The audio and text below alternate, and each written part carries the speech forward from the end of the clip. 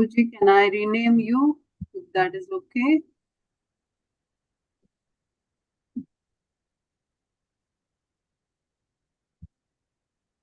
Sorry, Mataji, you were saying something? No, I was just telling everyone to put their name so that we can, take their Yes, for yes, yes. I think there is one. iPhone. That is Sudhir Das Prabhuji. So I'll just Uh, rename him. Yes.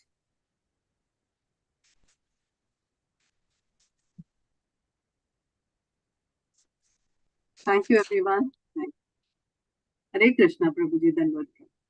Hare Krishna, Hare Krishna, Hare Hare Krishna, Krishna, everyone. Prabhuji. My humble obeisance to all the participants, my obeisance to co-host and everyone, all the volunteers. Hare Krishna.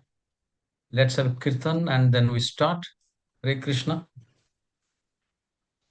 Just want to hear a good Hare Krishna from all of you. Hare Krishna Prabhuji. Hare Krishna. Hare Krishna, Hare Krishna. Hare That Krishna, gives Hare Prabhuji. Krishna, Prabhuji. Hare Krishna, Hare Krishna. That gives the energy. Hare Okay. Krishna. Hare Krishna. Hare Krishna, Hare Krishna, Krishna Krishna, Hare Hare, Hare Rama, Hare Rama, Rama Rama, Hare Hare, Hare Krishna, Hare Krishna, Krishna Krishna, Hare Hare. Hare Rama, Hare Rama, Rama Rama, Hare Hare. Hare Krishna, Hare Krishna, Krishna Krishna, Hare Hare. Hare Rama, Hare Rama, Rama Rama, Hare Hare. Hare Krishna, Hare Krishna. Hari Bol. Hari Bol. Hare Bol, Prabhuji.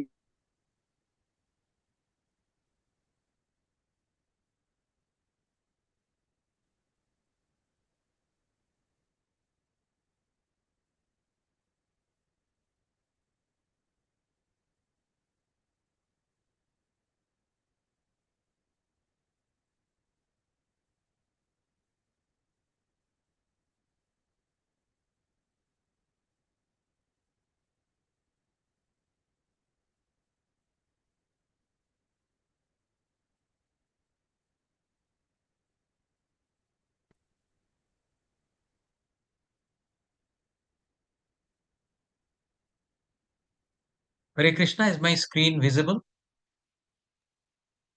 Yes, Prabhuji. Yes, Yeah, Prabhuji. visible. Yes, Prabhuji. Hare Krishna. Yes, visible.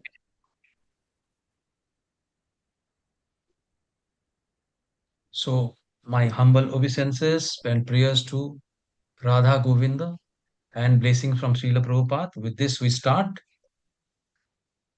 Understanding Bhagavad Gita in 18 days. We had finished chapter 1 and we'll move together for chapter 2, and that is called Sankhya Yoga, and at the same time, it is also called the summary of Gita.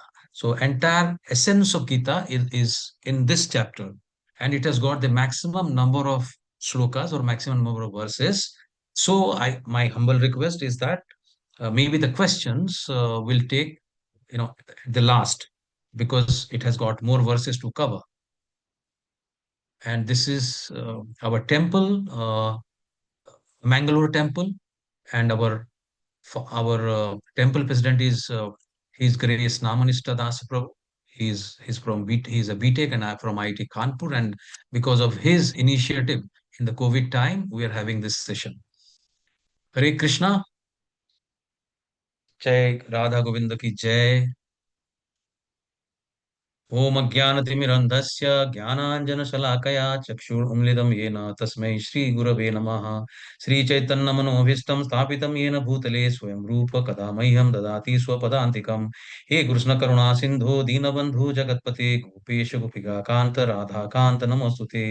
तप्तकाञ्चन गौराङ्गी Radhe Vrindavaneshwari वृषभानुसुते देवी प्रणमामि हरिप्रिये। वाञ्छाकल्पतरुभ्यश्च कृपा सिन्धुभ्यो एव च पतितानं पावनेभ्यो वैष्णवेभ्यो नमो नमो। नमो विष्णुपादाय कृष्णपृष्ठाय भूतले श्रीमति भक्ति वेदांत स्वामिनिति नामिने। नमस्ते सरस्वते देवे गौरवाणी प्रचारिणे निर्विशेष शून्यवादी पाश्चात्य देशतारिणे। जय श्री कृष्ण चैतन्य प्रभु नित्यानंद श्री अद्वैत गदाधर श्रीवासादि गौर भक्त वृंद।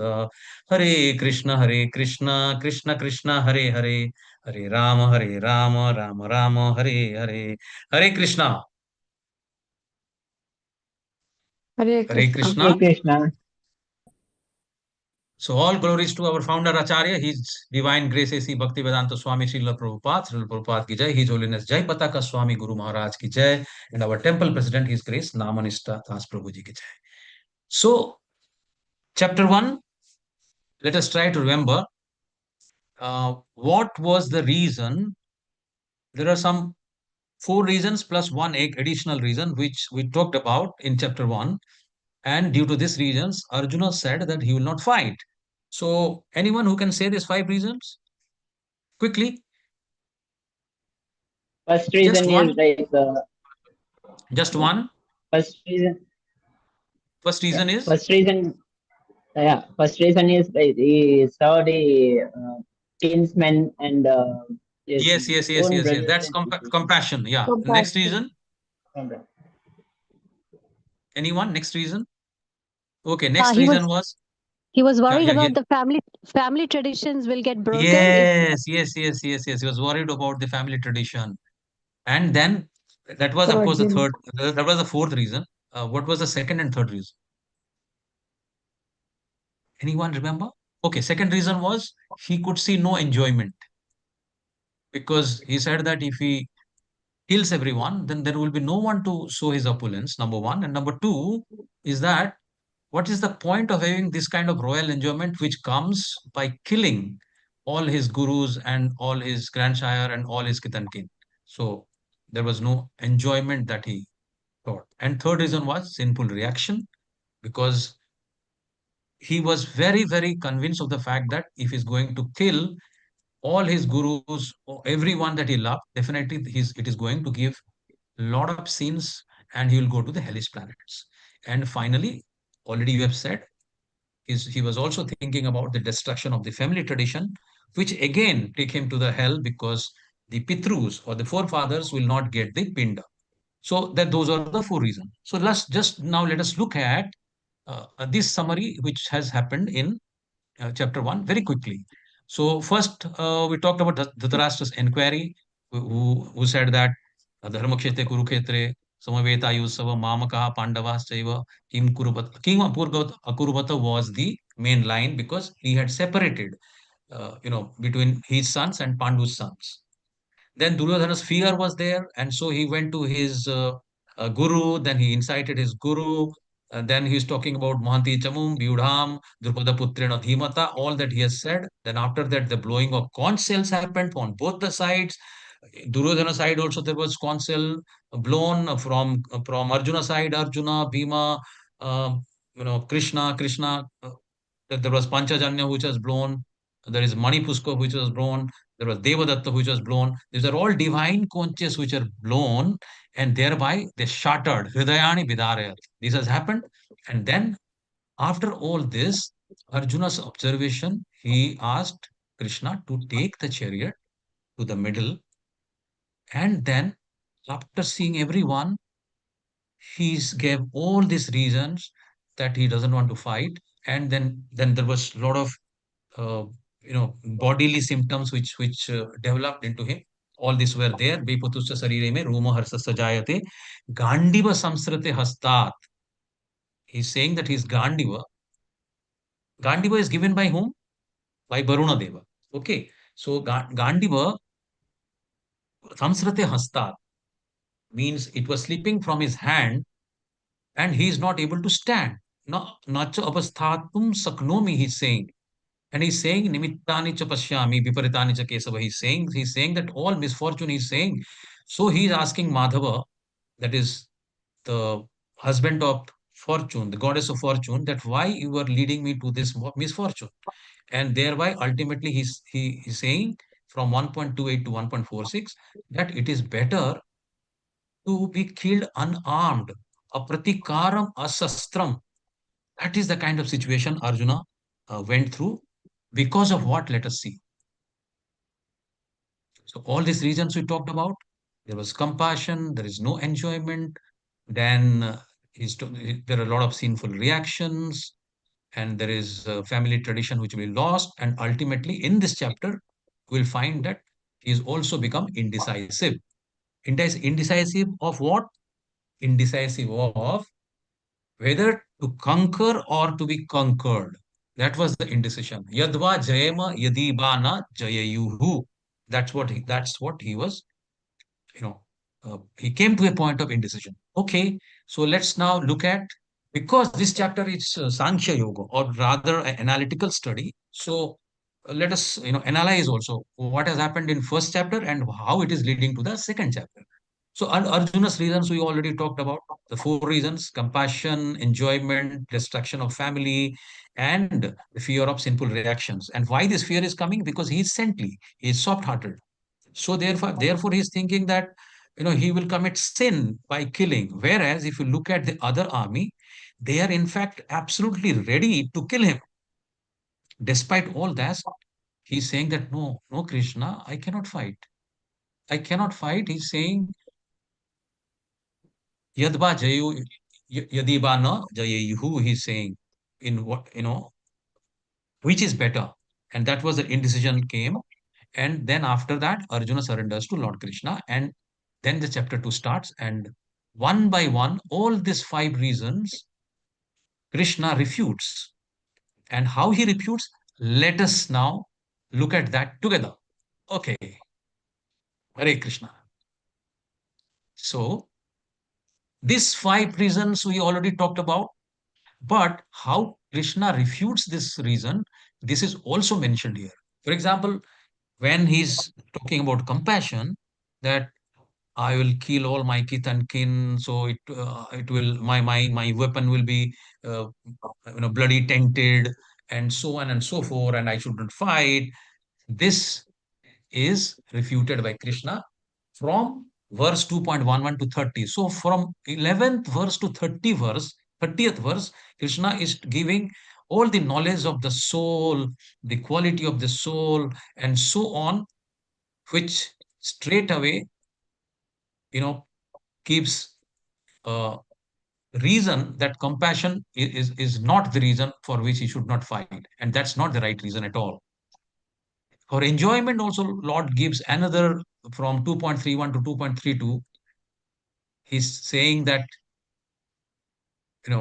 if you are thinking that enjoyment for which you are thinking that you will not get enjoyment, rather it is better that you do your swadharma,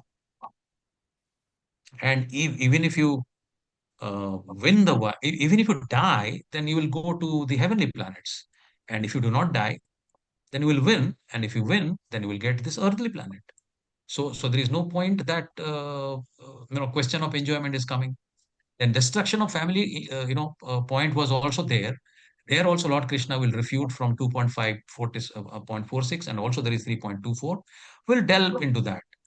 And saintliness and fear of sinful reaction, where he is thinking that by enjoying the royal happiness is not worth resulting the sinful reaction of destroying the family and killing his superiors. This is also refuted by Krishna one by one from 2.33 to 2.37. There's about 4 verses. We'll all delve into that. Interestingly, what we will see is that there are 5 doubts, primarily 4 doubts and 1 indecisiveness. And the sections of Gita are also, this chapter 2, is also 5 sections we divided, and 4 sections will actually clear all his doubts, all his 4 doubts, one by one. Let's look at. So section A, as I told you, there are 5 sections. Section A 2.1 to 2.10. So Arjuna's further doubts and his surrender. After surrendering, now Krishna will talk from 2.1 to 2.30 about the jnana. So he's saying fight because there is no death for the soul. So fight. 2.31 to 2.38. Even if you do not believe, Arjuna, if you do not believe that there is a soul, even if, then also you fight because you cannot gain without fighting. So if you dutifully fight, then only you can overcome the losses. So fight. Then section D, to different level he takes, 2.39 to 2.53, he takes to a niskama karma. He's saying you fight, but do not expect any kind of result. Do not think. He's saying labha labho jaya jayau. Do not think whether there is a benefit, whether you will win or not win. You fight for me. You become my instrument. Nimitta matra bhava sabhyasati, he's saying. And then you do the niskama karma. And the last part is the sthita pragya. Arjuna is asking so many questions that who is sthita pragya? What are his qualities? That also Lord Krishna will explain. And there also he's saying that now you become fixed in Krishna consciousness, which is the state of sthita pragya. And therefore, now you fight because sarvesu kalesu mam anusmara yuthascha.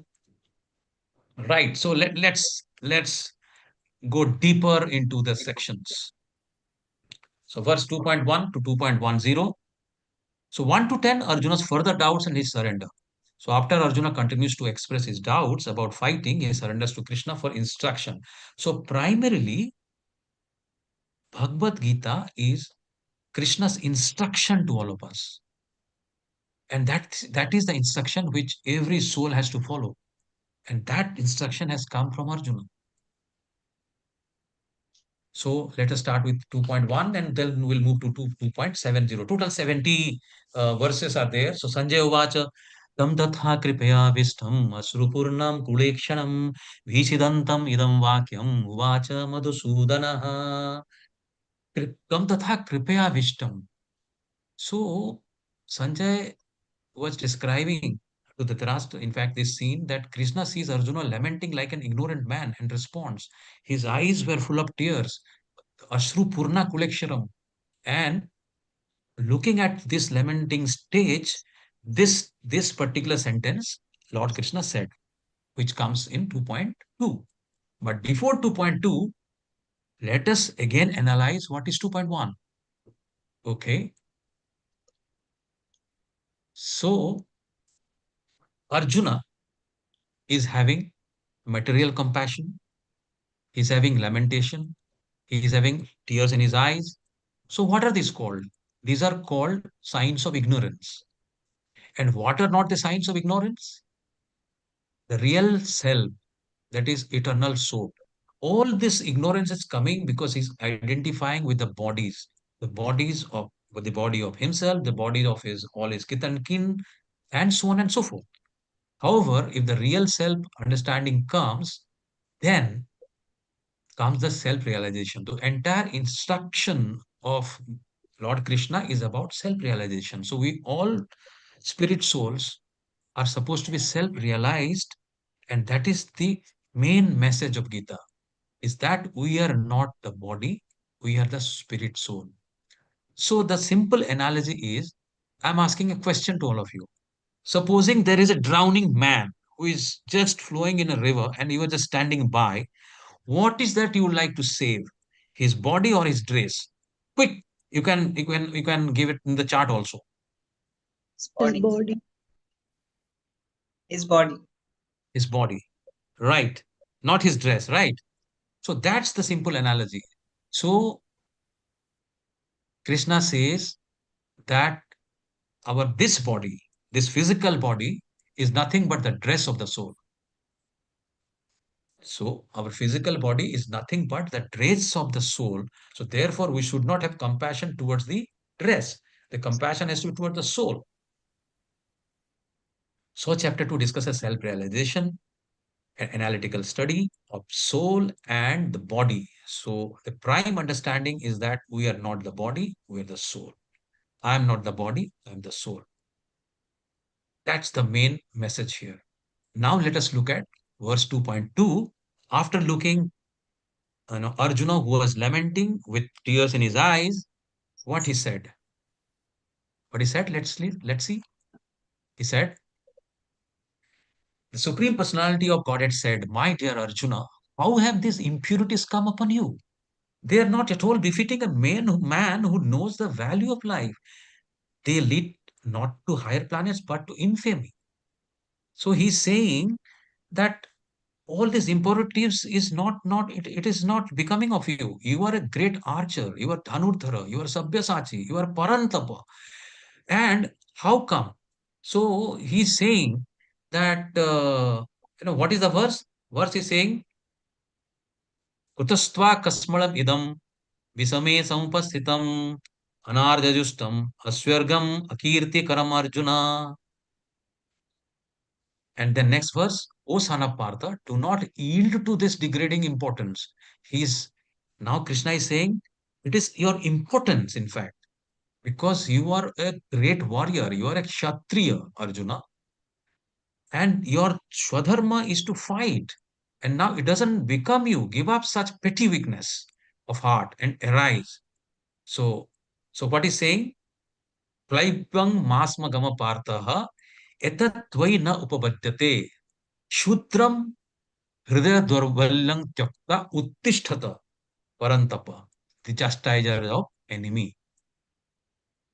In fact, what Krishna is trying to say by this is that if you are the chastiser of the enemy, means you are the parantapa, then why you are then afraid of this enemy? These are also your enemy. The kind of lamentation and other things you are doing, and you are having this compassion for the bodies and then thinking about the sinful reaction, all these are your enemy.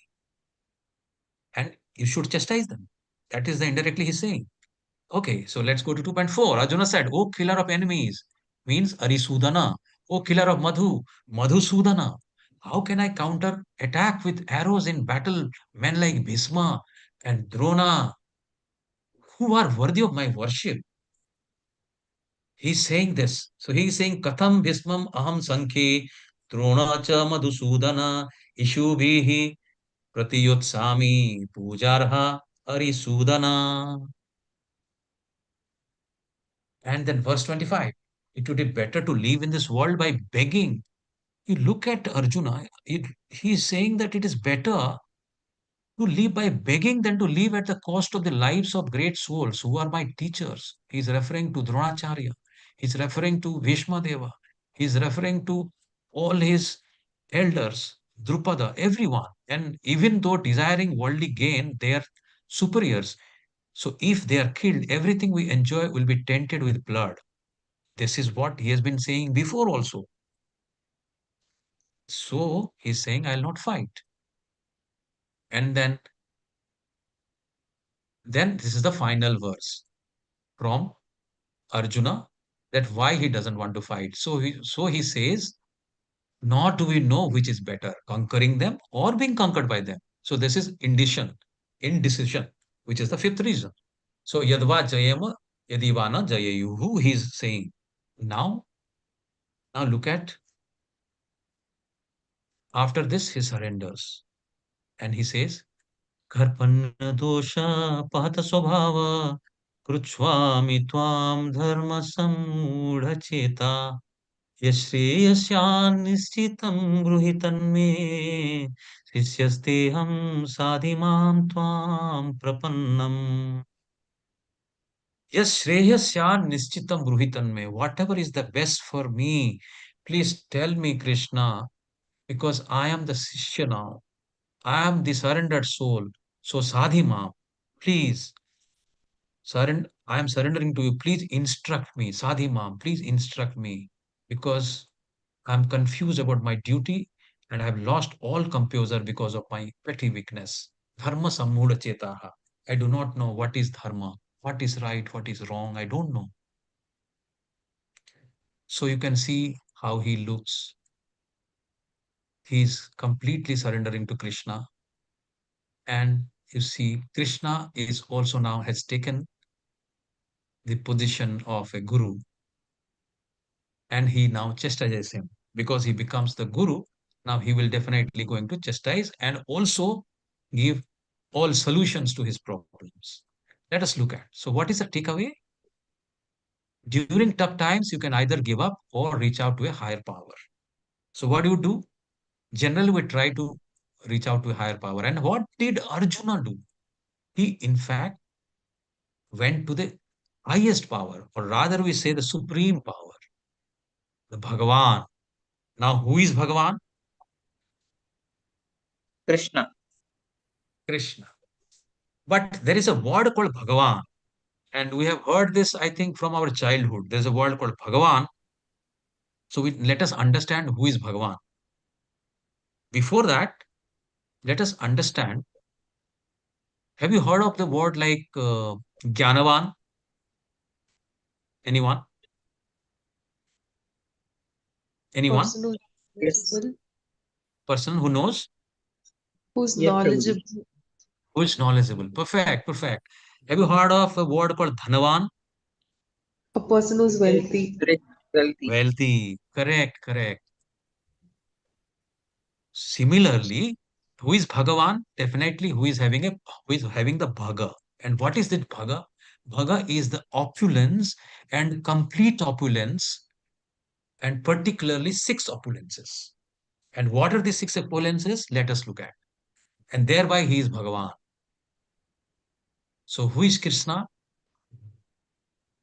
Before that, let us take a simple analogy also, which happens to all of us every time, because we believe that what we see works very well when our vision is impeccably perfect. That means we trust our vision too much. Okay. So can you see anything apart from the, let's say the clouds and other things? Nothing. A little going closer, there's a tree. So my vision, even if I had the perfect vision, I'm not able to see. The nearer, again something else is there. Again nearer, there is a parrot. Up to, in fact, from a distance, I was not able to see. If I was able to, if I think that my vision is very, very clear, and what I see is the reality, then that is wrong. Right? So, in fact, up to this point, we still think that is the parrot which is taking a fruit. But what is happening is, who is there in the heart of the parrot? Bhagavan. He is Bhagavan. He is Paramatma. Sarvasya chaham hrudi sannivisto mattah smutirgyanam upohanam cha. So what does Bhagavan mean? Now let us understand. Aishwarasya samagrasya viryasya yashah sriyah jnana vairagyasya chaiva sannama bhaga itigya. This is in Vishnu Purana. The definition is given by no other than Parashara Muni. So what is Aishwarya? Aishwarya is wealth. Wealth. Right. What is Virya? Virya is the strength. Power. And Jnana is knowledge. Knowledge. Vairagya is non-attachment. So these 6 qualities, and not just qualities, Samagrasya means complete qualities, unlimited opulences of all these 6 makes one Bhagavan. So there are 3 stages of God realization. One, as the effulgence, that is the Brahman realization. Then there is a localized realization, which is Paramatma, and Bhagavan is a personal feature of God. Personal feature of God, who is Krishna. We'll understand this with further analogy. Let us look at that. So let's take an example that somebody wants to understand what is sun. I want to understand what is sun. Some people will be satisfied just by looking at the all-pervading light everywhere. So they know, okay, there is some sun somewhere. So therefore, this light is there. They don't want to look at the sun. They're happy with this experience of just the sunlight. So that experience is called the Brahman or impersonal experience of God. Then the second feature is someone else says that, okay, fine, let me also look at the sky. And then I say, I see a circular object there, which is sun. So now I experience sun as a circular planet. This is called the Paramatma, or the localized. This is advanced, like knowing that the sun is disk, like a disk, which is compared to knowledge of a Paramatma feature. Then the last most important experience is the Bhagavan experience, which is the personal experience, where you enter into the sun planet, into the all the fission, fusion which is happening inside. You are entering, and you can actually enter. I mean, soul can enter, because we'll look at the quality of the soul, where it is said that soul cannot be burned by fire. So naturally, it can also enter the sun, right? So that kind of realization is called Bhagavan realization. That is a realization of Krishna, the personal feature of Supreme Absolute Truth. And there also a lot of other things are there, like exchanger of various rasas happen. Those we'll learn later on. So these are the 6 opulences that we talked about Bhagavan. So unlimited beauty, unlimited richness, unlimited fame, unlimited strength, unlimited knowledge, unlimited renunciation. All these are the opulences of Bhagavan.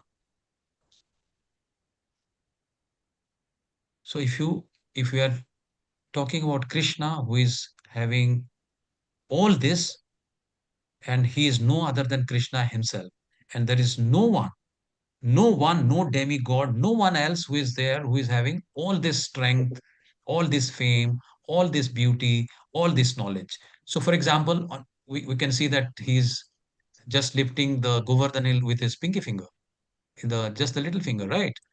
How much strength it displays.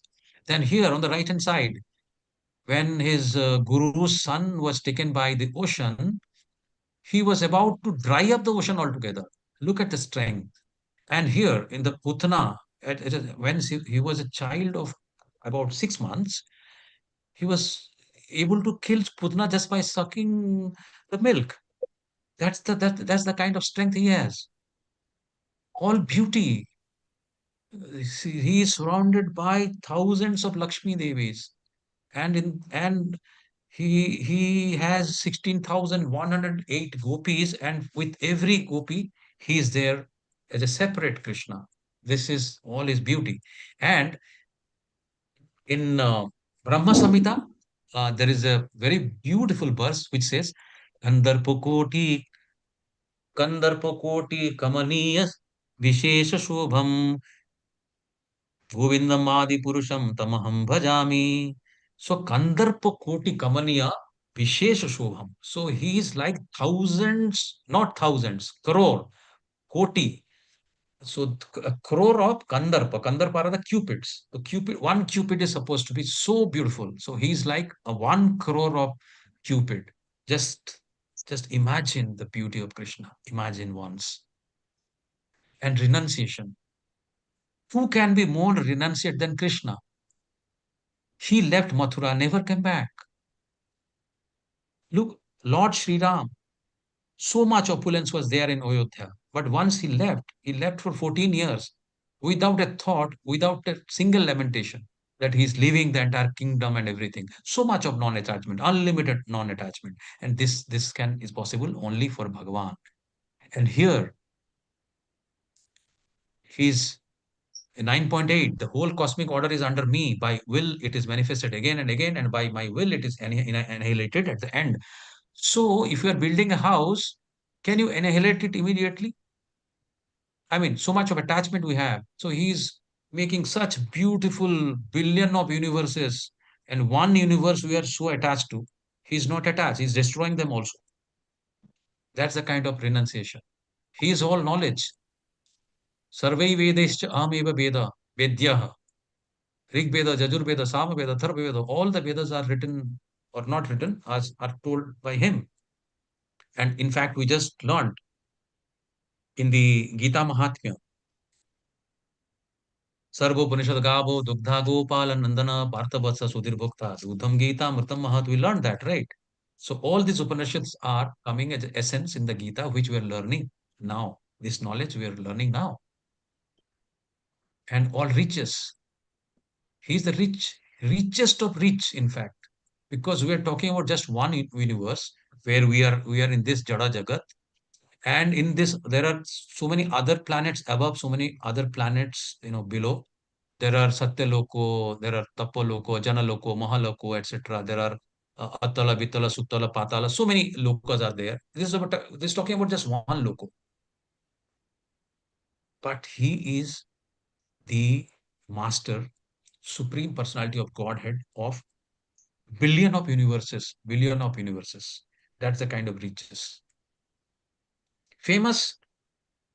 Who can be more famous when in such a young age he just killed Kamsa, who was in fact such a terror for such a long time. And look at the beautiful thing that he's when Jashoda Maya is seeing the kind of the part of Vishwarupa inside his mouth. These are all famous stories. So all strength, all fame, all knowledge, all wealth, all beauty, and all renunciation is our Krishna. Hare Krishna. So the non-devotee's approach to the teachings of Gita is something like that of a bee licking on a bottle of honey. You have seen the bees who go to the flowers and taste the honey. So the non-devotees are primarily those people who try to taste the honey outside of the bottle. So they are not able to understand the Bhagavan feature, the personal feature. The person, God is a person, He is Krishna. They are not able to understand. So they are just looking at the Brahman feature, and in fact, non-devotees cannot even understand that. So it is stated in the 4th chapter of the book that nor can the Gita be touched by persons who envy the very existence of the Lord. So what are the takeaways? We admire some people more than other because of, sometimes somebody is more powerful, sometimes somebody is uh, more strong, more beautiful, etc., etc. So we admire people more than other only because of seeing one of Krishna's opulences to a very faint extent. Maybe somebody is little powerful, maybe somebody is little beautiful, a little strong, a little knowledgeable. So you think we admire them. Even the good I see in me is his, but seeing limited amount of this opulence makes us admire them. So what about Krishna? Krishna has everything. So therefore, what happens is this causes envy in us because we see the futility to ever trying to match him. Hence, we tend to reject him because we can never match him. We are the part and parcel of him. We can never match him. He is Bhagavan. He is the supreme soul, and we are the spirit soul. We are part and parcel of this Bhagavan. So quality wise, we may be same, but quantity wise, we are very small. So now the 10th verse, Tamupacha Hirshikesha Prasaniva Bharata Senayorubhayor Madhye Visidantam Idam Vachaha. The Lord of senses, Hrishikesha, I was telling yesterday, Hrishikesha is the Lord of senses. Spoke with a gentle grace, in knowing, smile playing upon his divine face between the armies, standing calm and bright. He solaced Arjuna, who was lamenting his plight. This is in a very, very poetic form. It has been written here for all of your absorption. That Lord has given a beautiful smile. Because why he has given a smile? Anyone? Because Hare Krishna. Till now, he was listening to all the problems, and now he has given a smile. Because of what? Anyone, please guess. Just guess. It is not an exam. Just guess. So that there is a good participation. Because of the fate that I don't know. When your friend smiles in our real life also, it means that he actually has a problem. He has a solution. So Okay. Krishna knows the solution, to all his problems, and therefore he smiled. Right? Yeah. Yes, Prabhuji. So section B, now we move to section B. So from section B is Krishna will refute his first, compassion completely by giving the knowledge of the soul. So he's saying fight because there is no death for the soul. So 2.11, Sri Bhagavan Uvacha, Asuchvan no sochastvam pragyavadamscha bhasase gatasunna gatasuncha nanu sochanti panditaha. The Supreme Personality of God had said, while speaking learned words, you are mourning for what is not worthy of grief. Those who are wise lament neither for the living nor for the dead, not for the Gatasun, not for the Agatasun. That's what Krishna is saying. But because it is Sankhya Yoga, let us again analyze. Okay, Hare Krishna. So Krishna is chastising Arjuna. What he's saying? He's saying, you are talking like a learned man. However, are you learned? He's saying you are not learned, you are spiritually fool. Because who is the learned man? Who knows? A learned man distinguishes between the body and the soul. He differentiates between the matter and the spirit. But Arjuna, you are not. You are talking so many beautiful verses. You are giving so much of gyan from all the, Dharma Shastra. This is not bad. This is not good, etc. But you are talking like a fool.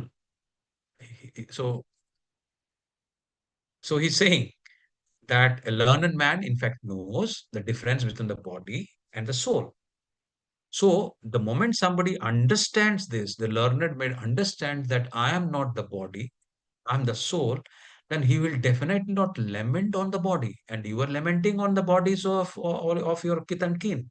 So, body is born and destined to vanquish. Therefore, body is not as important as soul. Like the dress is not as important as the person. Right. So it is temporary. Verse 2.12. Never was there a time when I did not exist, nor you, nor all of these kings, nor in the future shall any of us cease to be. Here, Krishna, in fact, absolutely he rejects and the philosophy of the impersonalists, because impersonalists think that Bhagavan is an imperson. They say there is some light, that is Bhagavan.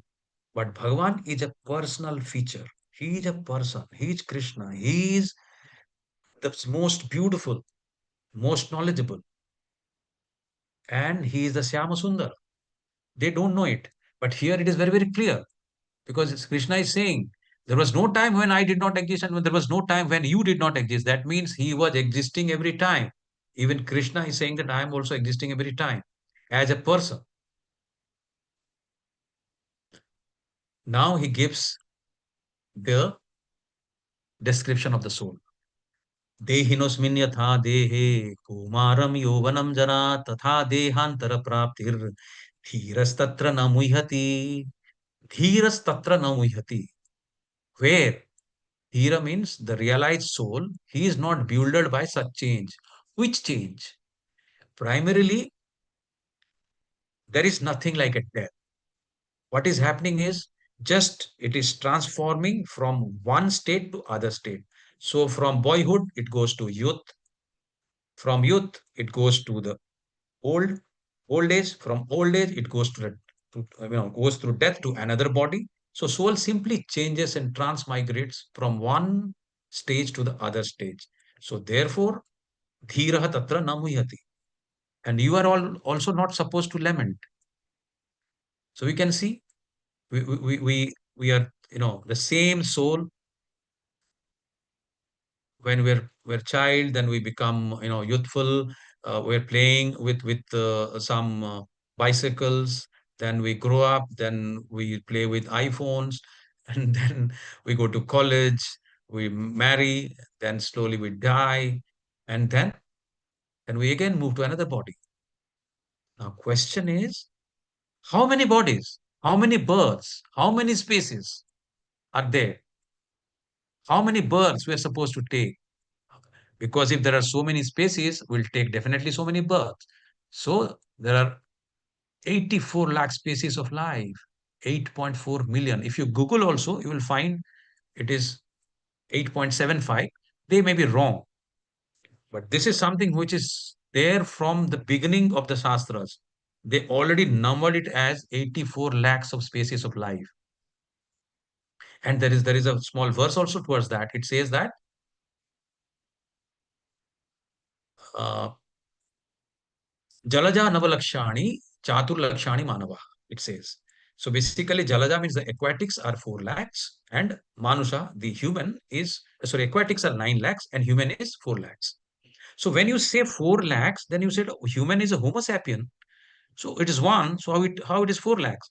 So it basically 4 lakhs means various kind of bodies, various bodily colors, bodily descriptions, etc., etc. So with that, it is 4 lakhs. So it may so happen that in my last birth, I was a tiger. It may so happen that I was a monkey. I could be an insect. I could be anything. So therefore, why the Manushya Janma or this human life is Sudurlabha, not only Durlabha, it is Sudurlabha. It is very, very rare because it is just 4 lakh out of 84 lakh. That's the small percentage. And thereby, this is the only opportunity where we can be Krishna conscious and we can get out of this, you know, Janma Mrityu Jara and Vyadhi. This is the only, situation because otherwise, rest of this animal life, all of them do the same thing. Eating, sleeping, mating, and defending is done by everyone. This is the only life where athato Brahma Jigyasa. So Brahma Jigyasa comes only in human life, and we can do that in this life. So there are, see, now if we look at scientifically that what is the proof of existence of the soul, then also there are a lot of proofs. For example, common sense. Common sense says when you were a let's say a kid, you said that I played in a swimming pool or played in a river. Then when you were young, you said that you fought with someone. Then when you were let's say middle age, then you said that I got a PhD from some university. Now point is you are saying I. Whereas if you give your those photographs to anyone who doesn't know you, can he identify that it is the same person? Can he identify? Hare Krishna. No, Prabhuji. So that means who is that I? Common I. That common I is the soul. There's a common sense. Intuitive understanding is also there. For example, if somebody dies in our family, then people say, I'm feeling his presence. So soul can understand the presence of other soul. That's an intuitive understanding. Near death experience. It happens. It has happened to there is one person who was a great um, uh, what was he? He was a great scientist. Yeah, he was a great scientist, and his name was Dr. Ivan Alexander. He was a neuroscientist and was brain dead, but he had experienced beyond his body, past life, memories. There is a situation of the Shanti Devi. So all this has happened. So based on that, that is the proof of today, scientific proof. Now, what Krishna is saying, he is giving another definition, which is the right definition of the soul. Nainam chindanti sastrani, nainam dahati pavakaha na chainam kridayantapo na sasoyati martha. The soul can never be cut into pieces by any weapon, nor it can be burned by fire, nor moistened by water, nor withered by the wind. You can see that all the 5 elements, earth, water, air, fire, and ether, cannot do anything to the soul. So, what are the features of the soul? The soul can never be cut into pieces by any weapon, nor burned by fire, nor motioned by water, nor withered by the wind. So, these are the 30 features of the characters of the soul. So, it is eternal. It doesn't change. It is indestructible. It is imperishable. Anyone who can connect a verse with this? Anyone? Hare Krishna. Anyone who can connect a verse with this, where it is talking about eternal, no change, indestructible, imperishable? Neither can be slain, nor can be slain, no birth, no death. Anyone who can remember? Okay, I'll tell you. Najayate mriyate va kadachit nanyam bhuta bhavitavana bhuyah. That's the. It cannot be cut into pieces. It cannot withered by wind, and so on and so forth. Right. So let's move. So these are the takeaways. Any frustration, depression, anxiety is caused mainly due to this bodily identification. We feed our body but starve our soul, which longs for Krishna. Should understand that. So we are starving our soul, and thereby we're having all these problems. Whenever we feel morose, it is certainly due to the imbalance of nutrition between the driver, the soul, and the driven, the body. So there is a description.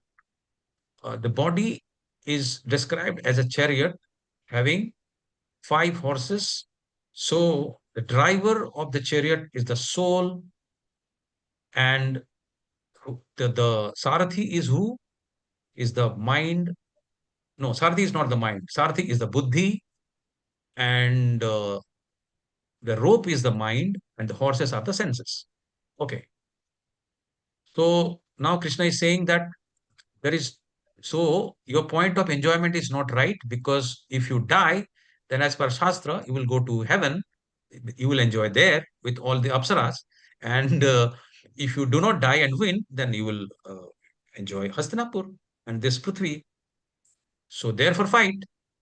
And even if you do not believe that, then there is a Karma Kanda theory which says that fight for gains, because without doing our own duty, like a Kshatriya should fight, a Brahmana should work for knowledge.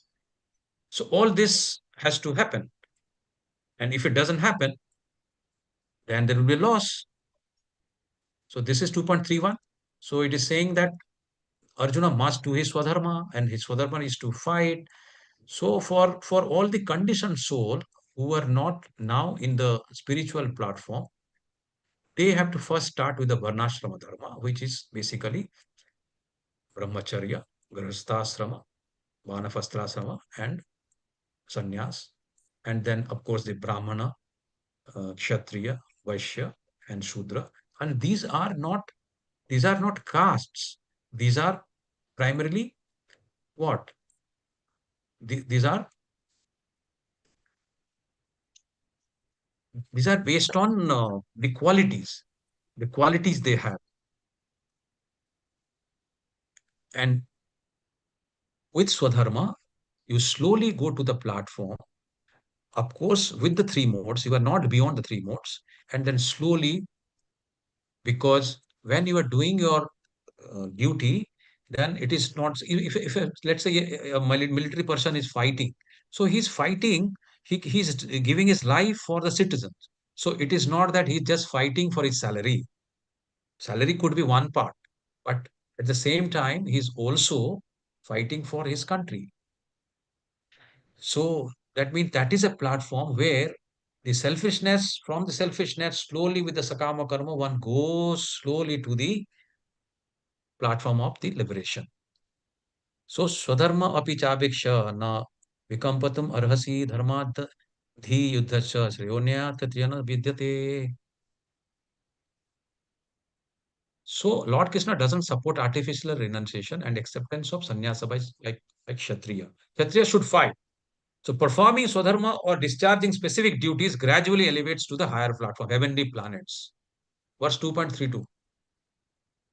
O Partha, happy are the Kshatriyas to whom such fighting opportunities come unsought, opening for them the doors of the heavenly planets. So you should be lucky that this opportunity has come to you, because there may be Kshatriyas who would die without a fight, and then he's not able to do his duty. So you are fortunate, so fight. So he's saying, if you do not perform your religious duty of fighting, then you will certainly incur sins. Arjuna was saying what? If I fight, then I'll kill, and thereby I'll incur sin. But Krishna is saying that if you do not perform your duty, then you will certainly incur sins. And therefore, you should fight. And if you do not fight, then you lose your reputation as a fighter. Will you enjoy that? People will always speak of your infamy, and for a respectable person, dishonor is worse than death. Will you enjoy that? No, Prabhuji. So he's saying that the enjoyment that you talked about is not valid. So he has invalidated his, doubt. Great generals who have highly esteemed your name and fame will think that you have left the battlefield out of fear only, and thus they will consider you insignificant. You are the Parantapa, you are the best archer. And when all this infamy will go, will you going to enjoy? Definitely not. So therefore, your point of doubt of enjoyment is not right. So fight. So अवाच्य बालांश्च बहुन् विदिश्यन्ति तवाहितः निन्दस्ततव सामर्थ्यं ततो दुःखतर न kun. The same thing is taken. So your enemies will describe you in many unkind words, etc. So this has been already explained that if you fight, you will get. If you die, then you go to heaven. If you fight, then of course you will get the earthly kingdom, right? So therefore, right. Now he is coming to the next query. And the third query was sinful reaction. Now Krishna is saying, there won't be any sinful reaction if you become instrument of me. Just fight for the sake of fighting without considering happiness or distress, loss or gain, victory or defeat. Sukha dukkha same krutva labha alabhav jaya ajayev tato yuddhaya yujjasva naivam papam avapsyasi. There will be no sin because you are not thinking about the reaction. You are not thinking about the result of your fight. And if you fight with that kind of mental state, then there is no sin. Now comes the section D, 2.39 to 2.53. Now Krishna takes to the Buddhi Yoga, Niskama Karma stage. Fight, but not without any reaction. So in this endeavor, which endeavor? The endeavor of becoming instrument to Krishna's will, to surrender to Krishna in this endeavor, a devotional service to Krishna in this endeavor. There is no loss or diminution, and a little advancement on this path can protect one from the most dangerous types of fear. So, naha vikramanasosti pratyavayano vidyate swalpamapyasya dharmasya trayate mahato bhayat. We can see Hanuman, swalpamapyasya dharmasya trayate mahato bhayat. He went to Lanka, there was fire on his tail, nothing happened. All this had happened. See, there is another example. There's a mouse who was trying to eat this berry, and inside a temple, and in the temple there was a little lamb, and he went to the lamb thinking that it is also some eatable, and then when he jumped onto it, he died, and he was giving moksha because his action or its action was taken as an arati. Swalpam api asya dharmasya trayate mahatabhaya. So if you are doing a little advancement in Krishna consciousness, it will be permanent. And a little of it will take out all the dangers. And what are the dangers? The dangers, what are the most dangerous thing is birth, death, disease, and old age.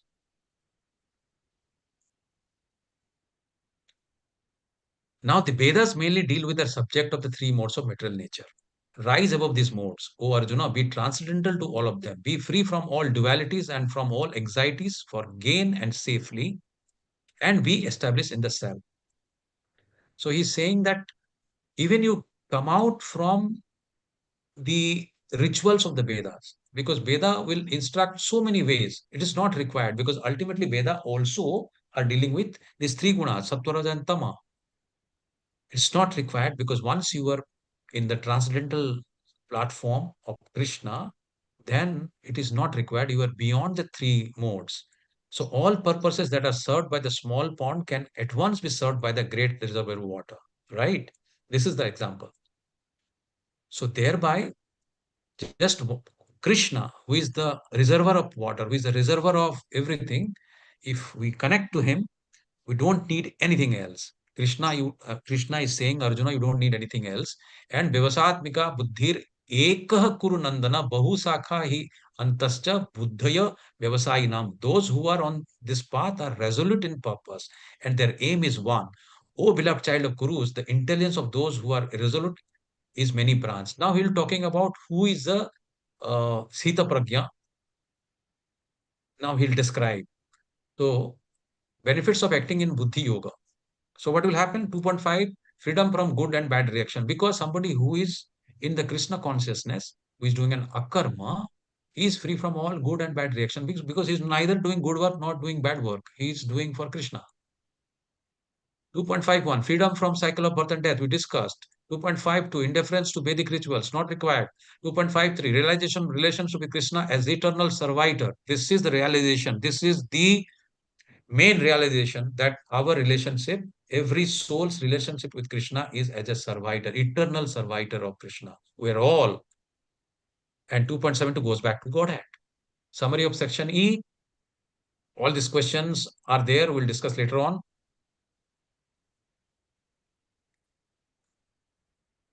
Then Sthita, so there are description of this Sthita Dhir Muni or Sthita Pragya, Arjuna, because Arjuna is asking, oh Krishna, what are the symptoms of one whose consciousness is merged in the transcendence? How does he speak?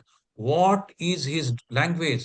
So how does he sit? How does he walk? So he doesn't mean just, the physical sitting and walking. Primarily he's saying what are his qualities.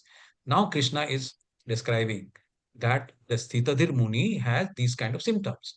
His speech, so he's saying, Prajahati yada kaman sarvan partha manogatan atmani eva atmana tushtaha sthita pragyaha tat uchyate. So who is a sthita pragya? When a man gives up all varieties of sense desire which arise from mental concoction, and when his mind finds satisfaction in self, Atmana eva Atmana tushtaha. He is satisfied with himself. So he doesn't require any external stimuli. He doesn't require any kind of external. He doesn't require a TV or a OTT or anything. Hare Krishna. So you can see the Sthitadir Muni, the main example, best example is our Prahlad Maharaj. He was attacked by so many ways by Hiranyakashipu, but nothing happened. He was put into fire. Nothing happened because he was absolutely resolute in the Vyavasayatmika Buddhi he was. Prabhupada himself, he is the most, transcendental consciousness that he has in the most, problematic situation. We discussed in the previous chapter and also in the intro how he survived in the ship with 2 heart attacks. Anyone would have died, but he was in that sthita buddhi. So this we have decided, discussed. Next will come. Then second, second symptom is dukkheshu anudvigna manaha sukhesu vigata spruha vitaraga bhayakrodha sthitadir munir ruchyate. So dukkheshu anudvigna, dukkha and sukha in both distress and happiness is anudvigna. He's absolutely balanced, and he's vigata spruha. So one who is not disturbed in mind even amidst the threefold miseries. Threefold miseries are what? Adhyatmika, Adibhutika, and Adidaivika. These are the threefold miseries. And he is equipoised in happiness and distress because he is not disturbed by his senses, by his mind. Then another symptom, yah sarvatran visma hastat prapya subha subham navinandani na dvesti tasya pragya pratisthita. So it is also in a poetic form. One who clings not to joy or despair, unshaken by fortune, be it foul or fair, who regards neither with love nor with hate, is firmly fixed in wisdom state. It's beautifully stated for you to absorb. In the material world, one who is unaffected by whatever good or evil, he may obtain neither praising it nor despising it, is firmly fixed in perfect knowledge. So this is the description of the perfect knowledge. That is Sthitadhi Muni. Yada sangarate chayam kurmanga niva sarvashah indriyani indriyarthe vyastasya tasya pragya pratishtita. So whose pragya is pratishtita? Who is able to withdraw his senses like whom? Like you have seen the tortoise. Tortoise draws his limbs. When somebody touches, then it just withdraws all the limb and just look like dead. That is the kind of thing one has to do, to draw all his mind from all the sense objects around. Then he can be fixed in perfect consciousness. This is another way to be. So, yeah. विषया विनिर्वर्तन्ते निहारस्य देहिनः रसवर्जं रसोऽप्यस्य परं दृष्ट्वा निवर्तते विषया विनिर्वर्तन्ते. So the translation is, though the embodied soul may be restricted from the sense enjoyment, Vishaya is sense enjoyment, the taste for sense objects remains, but ceasing such engagements by experiencing a higher test, he is fixed in consciousness. So primarily what he's saying is that even though you withdraw like the tortoise from the sense objects, but there is a taste which you had done in the past which remains. So you have tasted those enjoyment. So that taste remains. And how to overcome that taste? One person, just a small story. One person said that I'll just leave this samsara. I'll go to forest. I'll I'll go to a guru. He went to a guru, and he did not. He said, I'll not take a mobile. I'll leave everything. And then he was with the guru. And one day he was asking some other, his another disciple, and taking a mobile. Guru said, what are you doing? He's saying, no, I'm just watching my Insta update about my spiritual development. So that can be the situation, right? यतो तो ह्यपि कौन्तेय पुरुषस्य विपश्चितः इंद्रियाणि प्रमाथिनी हरन्ति प्रसवं mana. Indriyani pramathini means indriyas. These senses are very powerful. There are many examples in Shastras where even the great rishis and munis could not get out of this, indriyani or the senses or sense gratification. For example, Vishwamitra, Durvasha could not get out of his anger. Vishwamitra, every time Indra sends an apsara, and all his tapasas go in vain. So this is the very powerful. So you have to be very cautious and discriminate. So now he's giving the solution. All this is fine, that this is very powerful, but what do I do, Arjuna? Sorry, what do I do, Krishna? Arjuna is asking. Now Krishna is giving the answer. तानि सर्वाणि संयम्य उक्त आसीत् मत्परः वशो हि इंद्रिया वशो हि यशेन्द्रियाणि तस्य प्रज्ञा प्रतिष्ठिता. So तानि सर्वाणि संयम, all this you please control, restrain all his senses, keeping them under full control, and fixes his consciousness upon me. Me means who? Krishna. Please fix your consciousness upon me. Krishna is saying, Arjuna, fix your consciousness upon me, and then fight. That then you will become the man of steady intelligence, or Sthitadhi Muni. He's answering. Now it is a eightfold downfall. How it happens? So it is Dhyayate Vishayan Pungsa. I think there is some printing mistake here. Just one moment.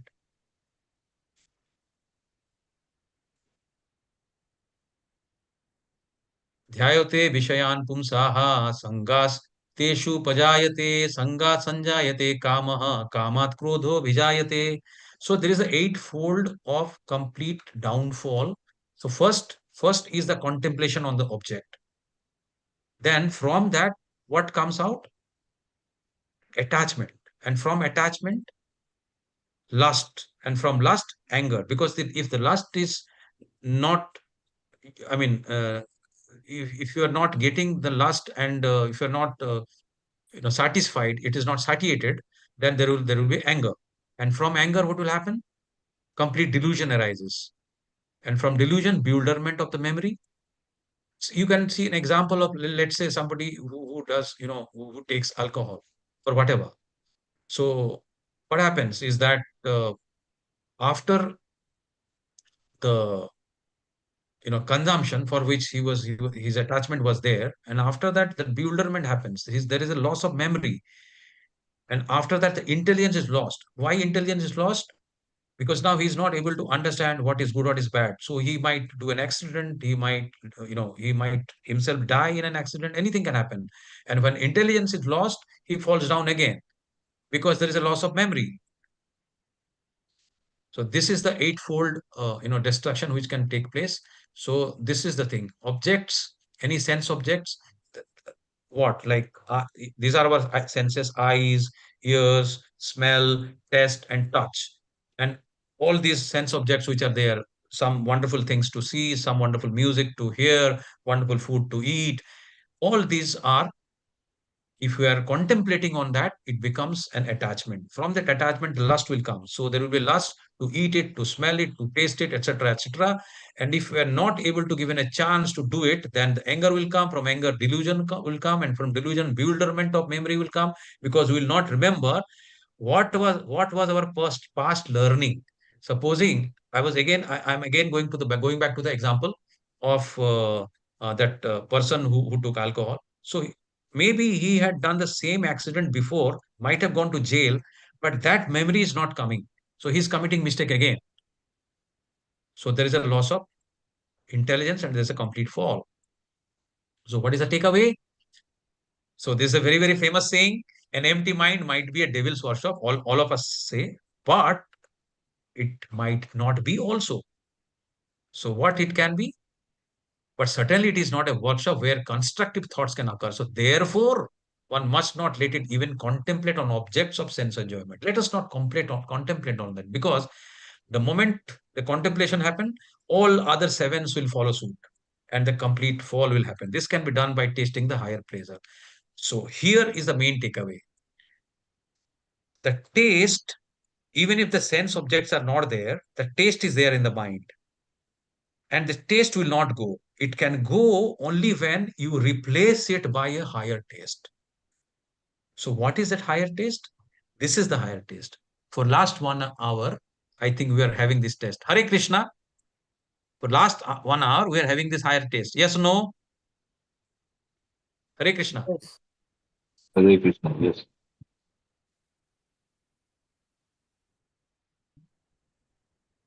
This we have covered. This we have covered.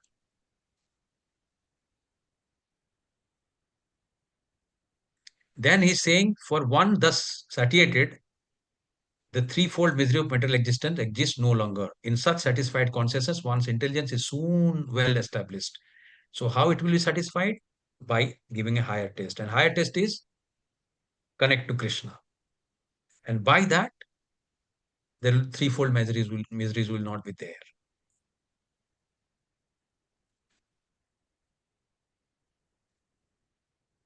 Then 2.66. One who is not connected with the Supreme, that is Krishna consciousness, can have neither transcendental intelligence, that is the Sthitadir situation or Sthita Prajna, nor a steady mind, nor the Sthitadir Muni, without which there is no possibility of peace. So who doesn't want peace? Everybody wants peace. So here the peace formula is that, and how can there be any happiness without peace? Here there's a beautifully, in a poem form it is written for all of you to absorb. For the disconnected, wisdom just cannot last. For the disconnected, moods change dangerously fast. In a moody mind, peace is not to be found. Lacking peace, happiness is just never around. So no peace and happiness possible without Krishna. Indriyanang hi charatam yanmanu abhidhiyate tadasya harati pragyang vayurnam abamibamasi. So translate, as a strong wind sweeps away a boat on the water, even one of the roaming senses on which the mind focuses can carry away man's intellect. Again, he's saying that even the strongest mind also can fall down, because like a strong wind sweeps away the boat in a water, similarly, even one of the roaming senses, anyone, it can be your eyes, any one will be enough to completely destroy, uh, divert the mind. So we should be careful. Another three verses to go. Tasmat yasya mahabaho nigruhitani sarvasaha indriyani indriyarthe yasastasya pragya pratisthita. One who keeps them under control stands firm in wisdom, steady and whole. Therefore, O mighty armed, one whose senses are restrained from their objects is certainly obstinate intelligent. That is the definition of Sitadhi. And without being Sitadhi, without being Sitapragya, without being in this controlled mind, we cannot get peace. Point number one. And if there is no peace, there is no happiness, and it is possible only when we connect to Krishna and Krishna consciousness. So, importance of restraining the senses from material worldly objects and instead focus on Krishna consciousness through devotional service or bhakti 24/7. So, somebody may ask, how 24/7? The answer is very simple. For example, a mother, you say that how I'll remember Krishna every time when I'm doing my job, when I'm doing my laptop, when I'm talking to my customer, when I'm talking to my vendors. How it is possible? Yes, it is possible. When you look at a mother, she is cooking, she is doing all daily chores, but she remembers her child, right? That's how we are supposed to remember Krishna.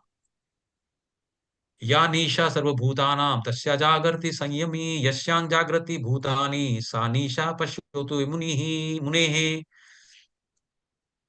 So, what is night for all beings is a time of awakening for the self-control, and the time of awakening for all beings is the night for the introspective sage. So, it is saying that what is day for the normal person is the night for the awakened. What is night for the awakened is day for the normal person. So, I think in this small point we can understand is very easily. What is night to the worldly people, to the wise is the day, because they enjoy everything in the night. So in that situation, wise person does his Krishna consciousness, while others chase desires. They walk a different way. They walk that way of Krishna consciousness.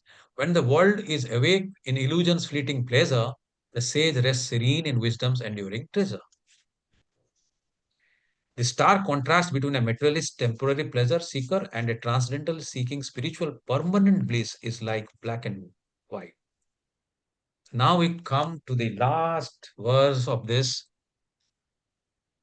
Apurya manam achala pratishtham samudram apah pravishanti yadvat tadvat kama yam pravishanti sarve sasantim apnoti na kama kami. So how, like all the rivers which go to the ocean, all the rivers go to the ocean, but ocean doesn't get, see, rivers, you find a lot of ups and downs, bends and turns, but ocean is still.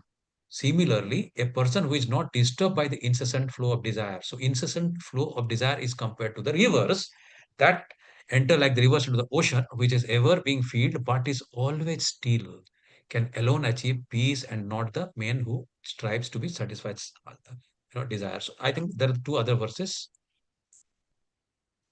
विहाय कामान्य सर्वान् पुंसा चरित निस्पृहः निर्ममो निर्हंकार शांतिम अधिगच्छति. So a person who has given up all desires for sense gratification, who lives free from desires, who has given up all sense of proprietorship and is devoid of false ego, he alone can attain real peace. So there are two important words. One is, of course, the free from desires, which we have been talking so far, but there is also another one, that is giving up sense of proprietorship. What is that? It is that nothing is mine. Everything is of Krishna. Everything is of Krishna. Ishavasham idam sarva.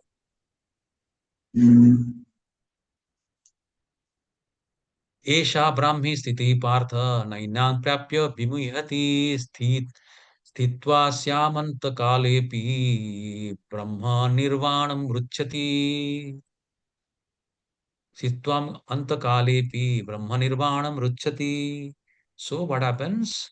That is the way of the spiritual and godly life, after attaining which a man is not bewildered. If one is thus situated even at the hour of death, one can enter into the kingdom of God. So, what is the exam? What is our one exam anyone can tell in our life? The only exam that we're going to appear in life is the death. And the entire life is a preparation for the death. And if at the time of death we are able to remember Krishna, that is where we pass the exam.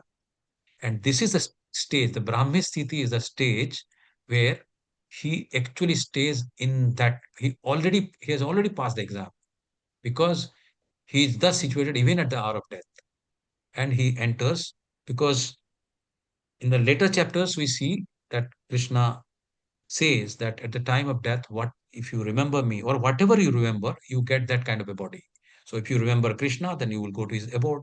That's very simple. Hare Krishna. So this is the summary. Krishna's solution to Arjuna's objections, compassion. I think we can see all that. So vancha kalpatarubhyascha kripa sindhubheva cha patitanam pavanebhyo vaishnavebhyo namo namaha. So I end here.